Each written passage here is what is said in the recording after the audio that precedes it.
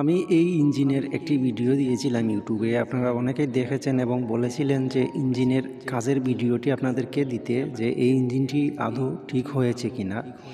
তো সে পরিপ্রেক্ষিতে আপনাদের জন্য আজকে এই ভিডিওটি তৈরি করেছি। আসলে যে ইঞ্জিনটি আপনারা আগে দেখেছিলেন একটি ভিডিওতে আমি খুলে দেখিয়েছিলাম, একদম ভাঙা, একদম অবস্থা নাজেহাল, এই ইঞ্জিনটি আমি আজকে কাজ করার চেষ্টা করব। তো অনেকেই আমাকে কমেন্টে বলেছিলেন যে ওই ইঞ্জিনের কাজের ভিডিও ধারণ করে আপনাদেরকে দিয়ে দিতে। তো সে কারণে আজকে এই ভিডিওটি আপনাদের জন্য তৈরি করেছি। আশা করছি সম্পূর্ণ ভিডিওটি দেখবেন এবং ভিডিওতে একটি লাইক করবেন, আর ভিডিওর কোনো অংশ আপনারা মিস করবেন না। সব কিছু আপনাদেরকে পার্ট পার্ট করে বুঝিয়ে দেবো ইনশাল্লাহ। তো সম্পূর্ণ ভিডিওটি আপনারা দেখতে থাকবেন। তো যে ইঞ্জিনটি আজকে কাজ করতেছি এটা কিন্তু পানির নিচে ছিল। এটা আপনারা আগের ভিডিওতে কিন্তু দেখেছিলেন যে ইঞ্জিনের যে কি অবস্থা। আবার ভিডিওর শুরুতে আমি ওই ইঞ্জিনের কিছু ক্লিপস আপনাদেরকে দেখিয়েছি, তাহলে বুঝতেই পেরেছেন আসলে ইঞ্জিনটি কীরকম অবস্থায় ছিল। তো এখন আমরা এটার সেটিংস করার পালা। সেটিংস করে আমরা এটা স্টার্ট করব, আর এখানে আমি কি কি লাগিয়েছি ওটাও আপনাদেরকে দেখাবো। যারা ফেসবুক থেকে দেখতেছেন আপনাদেরকে অসংখ্য ধন্যবাদ, আর পেজটি ফলো করে রাখবেন। আর ইউটিউব থেকে যারা দেখতেছেন আপনাদেরকে অসংখ্য ধন্যবাদ। আপনারাও আমার ফেসবুক পেজে যোগাযোগ করতে পারেন, আমার সাথে কথা বলতে পারেন মেসেঞ্জারে। তো আপনারা সুমন মেকানিক লিখে সার্চ করবেন ইংরেজিতে, দেখুন যে আমার পেজ চলে আসবে। তো ওই পেজটি ফলো করে আমাকে মেসেজ করবেন, ইনশাল্লাহ আমি সব কিছুর উত্তর দিয়ে দেব এবং মেসেঞ্জারে কথা বলবো। তো প্রথমত আমরা যে বিগিন আছে ওই বিগিনটি বসিয়ে দিচ্ছি ওখানে। তো এই ইঞ্জিনটি কিন্তু অনেক অনেক বিরক্তকর ইঞ্জিন ছিল, ওইটা আমাকে খুবই জ্বালিয়েছে। আর ওই ইঞ্জিনে আপনার যে প্রথমে যে অবস্থা দেখেছিলেন, অনেকেই বলেছিলেন যে এই ইঞ্জিনে প্রচুর পরিমাণে টাকা চলে যাবে। তো আসলে বেশি পরিমাণে টাকা যায় নাই। আমি চেষ্টা করেছি মালিককে বাঁচিয়ে রাখার।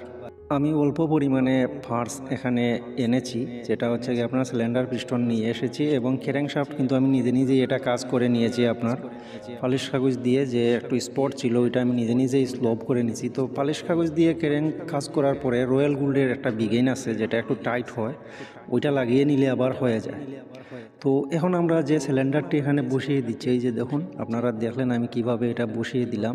এখানে আপনার যে একটা লোগো আইকন আছে যেটা আপনার খাল কাটা, ওটা কিন্তু ফ্লাই হুইলে সোজা রেখে দিয়ে দিবেন। তো আমরা এখানে সিলিন্ডারটি এখন বসিয়ে দিয়েছি।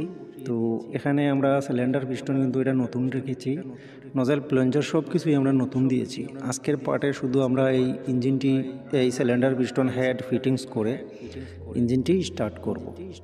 তো অনেকেই বলেছিলেন যে আসলে এই ইঞ্জিনটি কাজ না করে এর থেকে একটি ভালো কিনে নিয়ে আসলেই হবে। তো যাই হোক, আমি এটা শেষমেশ কাজই করে নিচ্ছি। তো এই ইঞ্জিনে প্রায় আমার 6,000 টাকার মতো খরচ হয়েছে এই ইঞ্জিনটি পুরোপুরি সুস্থ করতে। তেমন একটা বেশি যায় নাই, 6,000-এর মতো হবে। আমি সব কিছুই একদম লাগিয়ে নিয়েছি। আপনার ইঞ্জিনের ক্র্যাঙ্কশাফটের বিয়ারিং সহ ভিতরে ক্যাম সব কিছুই আমি চেঞ্জ করে একদম লাইনার পিস্টন সব কিছুই। তো এখন আমরা যে এই যে কানেক্টিং ক্যাপ লাগাবো, এখানে উপরের অংশে দেখুন লেখা আছে, এটা আমি প্রত্যেক ভিডিওতে বলি ওটা উপরের দিকে দিবেন, না হলে কিন্তু আপনার ইঞ্জিন আবার জ্যাম হয়ে যাবে। তো ওইটা লাগিয়ে ভালো করে টাইট করতে হবে। টাইট না করলে কখনো যদি এটা খুলে পড়ে যায়, সেটা কয়েকদিন আগে হয়েছিল আমার সাথে, আপনাদেরকে বলেছিলাম আমাদের কানেক্টিং নাটের খুলে পড়ে আমাদের ইঞ্জিনে অ্যাক্সিডেন্ট হয়ে গেছিলো। তো সেই ভুল যাতে না হয় আপনারা ভালো করে টাইট করবেন, যাতে ওইটা কখনো খুলে না পড়ে যায়। আমি বলি কি আপনাদেরকে একটা কথা বলি, যে একটি ইঞ্জিনের বডি যদি ভালো থাকে তাহলে ওই ইঞ্জিনটি একদম নতুন করা যায়। আর যদি বডি হয়ে যায় সেক্ষেত্রে অনেক খরচা হয়ে যায়। আর যদিও দেখেন যে শুধু বডি হয়ে আছে, আপনার ক্র্যাঙ্কশাফট বিভিন্ন ধরনের পার্টসগুলো ভালো আছে, তাহলে আপনারা শুধু বডিটি চেঞ্জ করে নেবেন। ইঞ্জিন খোলা বডি কিনতে পাওয়া যায়, বেশি দাম হয় না, 800 থেকে 1200 টাকার মতো আপনার একটা বডি ইঞ্জিন খোলা আপনারা সেকেন্ড হ্যান্ড কিনে নিয়ে আসতে পারেন দেখে শুনে। তো ওই রকমই। তো এখন আমরা হেডটি এখানে বসিয়ে দেব। তো হেড বসানোর আগে আমাদের এখানে ফুস রাবার আছে, ফুস রাবার আমরা বসিয়ে দেব, যাতে আমরা এই ফুস রাবার না হলে কিন্তু আমাদের মোবিল লিক হয়ে যাবে, ওইদিকে মোবিল এসে পড়বে।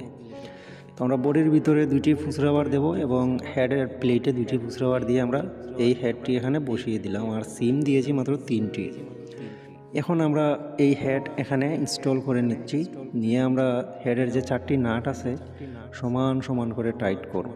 কিন্তু আজকে আমরা দেখতে হবে আমাদের এই পরিত্যক্ত ইঞ্জিনটি স্টার্ট হয় কিনা বা চলে কিনা। তো এটা আপনারাও দেখে যাবেন, এটাই আপনাদের কাছে অনুরোধ। আর ভিডিওতে অবশ্যই একটি লাইক করবেন, দেখবেন যে ভিডিও আপনার কেমন হয়েছে কমেন্টে বলবেন আমাকে। তো আমি এখানে প্লেন ওয়াশার দিয়ে আমি হেডের নাটগুলো টাইট করে নেব সমান করে। এখন আমি রকার সেট বসিয়ে দিলাম। রকার সেট বসিয়ে আমি এখানে একটু অ্যাডজাস্টিং করে নিচ্ছি, এটা নাড়াচাড়া রেখে দিয়ে অ্যাডজাস্টিং করে নেব দুটি। তারপরে আমি টাইট করে এখানে রকার বাটি লাগিয়ে নেব। তো আপনারা ঠিক এভাবেই করে নেবেন।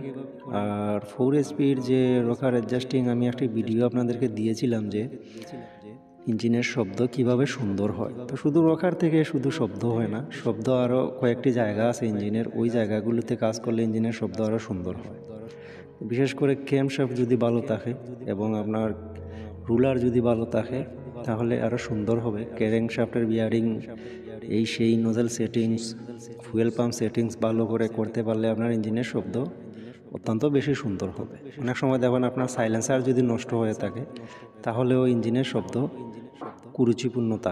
কিছু সময় আমরা যদি নিজের মেধা দ্বারা কাজ করি তাহলে অনেক কিছুই নিজেই নতুন পার্টস ছাড়াই আপনি এটা সমাধান করতে পারবেন। তো এই যে আমি একটি গাস্কেট দিলাম, এখানে গাস্কেটেরও কিছু গুরুত্বপূর্ণ অংশ আছে, যেটা এখানে যদি দেখেন আপনি লিভারে টান দিলে আপনার ইঞ্জিনের পিস্টনের সাথে বেল্ট লেগে যাচ্ছে তাহলে বুঝবেন আপনার এখানে গাস্কেট কম হয়েছে, আপনি এখানে আরেকটি গাস্কেট দিয়ে দেবেন। এরকমই আপনি সেটিংসটা করবেন, দেখবেন যে আর আপনার এরকম সমস্যা চলে যাবে।